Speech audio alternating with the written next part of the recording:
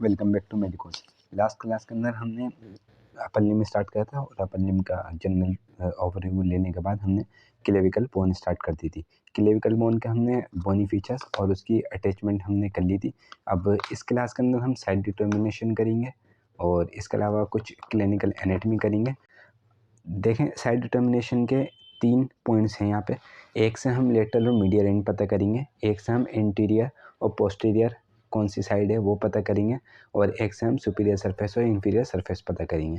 तो lateral and medial के लिए हम देखेंगे इनके एंड। लेटरल एंड जो होता है वो फ्लैट होता है और जो मीडियल एंड है वो क्वाड्रिलेटरल होता है। ये बात हमने कर ली थी, बस इससे हमें पता चल जाएगा कि लेटरल एंड कौन सा है और मीडियल एंड कौन सा है। देन हमें जब एंटीरियर पोस्टीरियर पता करना होगा तो हम देखेंगे मीडियल 2/3 में एंटीरियरली कॉन्वेक्स होगी एंड लेटरल 1/3 में एंटीरियरली कॉनकेव होगी बोन। तो इससे हमें एंटीरियर एंड पोस्टीरियर पता चल गया। इसके अलावा सुपीरियर एंड इन्फीरियर के अंदर हम देखेंगे कि सुपीरियरली स्मूथ होगी और इन्फीरियरली लॉन्गिट्यूडिनल ग्रूव होगा, जिसे हम सबक्लेवियन ग्रूव बोल रहे थे, कोनेट ट्यूबरकल ट्रेपेजॉइड लाइन, ये सारे हमें मिलेंगे। और ओवल इंप्रेशन मिलेगा कोस्टोक्लेविकुलर लिगामेंट के लिए। ये सारी चीज़ें इंप्रेशंस इन्फीरियर सरफेस में मिलेंगे। इससे हमें सुपीरियर इन्फीरियर पता चल गया। ओके, इजी है। फर्स्ट मीडियल लेटर के लिए हमने एंड देखे। Lateral end will be flat and medial end will be quadrilateral. Superior anterior and posterior के लिए हमने देखा था कि मीडियल 2/3 के अंदर एंटीरियरली कॉन्वेक्स होगी बोन और लेटरल 1/3 के अंदर कॉनकेव होगी एंटीरियरली। सुपीरियर इन्फीरियर में सुपीरियरली स्मूथ एंड इन्फीरियरली उसमें कुछ रिजिस मिलेंगे, जैसे कोनेट ट्यूबरकल मिल गया, इसके अलावा ट्रेपेजॉइड लाइन मिल गई एंड सबक्लेवियन ग्रूव मिल गया एंड ओवल इंप्रेशन मिल गया कोस्टोक्लेविकुलर लिगामेंट के लिए। इससे हमारी साइड डिटर्मिनेशन हो गई। इसके बाद जो इसकी क्लिनिकल एनाटमी है, देखें यहाँ तक देखें, ये लेटरल 1/3 हो गया, इतना पार्ट मीडियल 2/3 एंड इतना पार्ट लेटरल 1/3।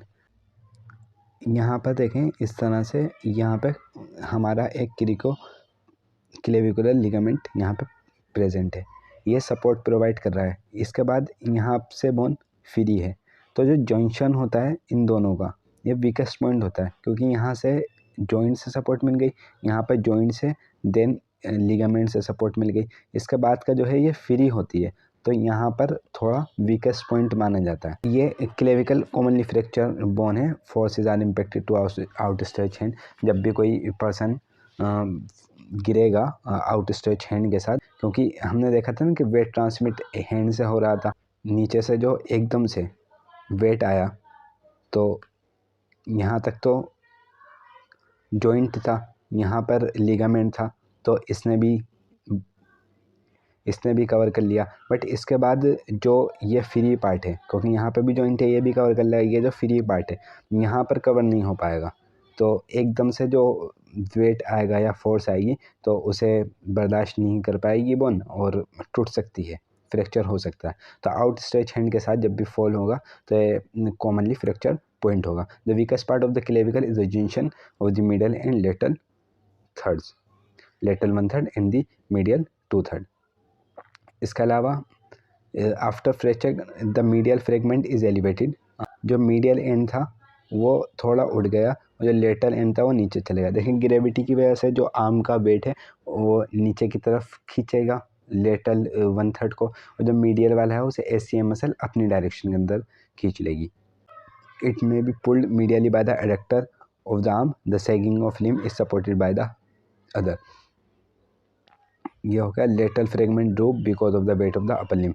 तो इसे अगर हम पुल करेंगे तो अडक्टर ऑफ द आर्म के ज़रिए हम इसे मीडियली पुल कर सकते हैं, और सैगिंग ऑफ लिम्ब को हम सपोर्ट भी कर सकते हैं। इसके लिए एक बैंडेज जो आता है वो 8 शेप का होता है, पोस्टीरियरली उसे लगा देते हैं दोनों आर्म में करके।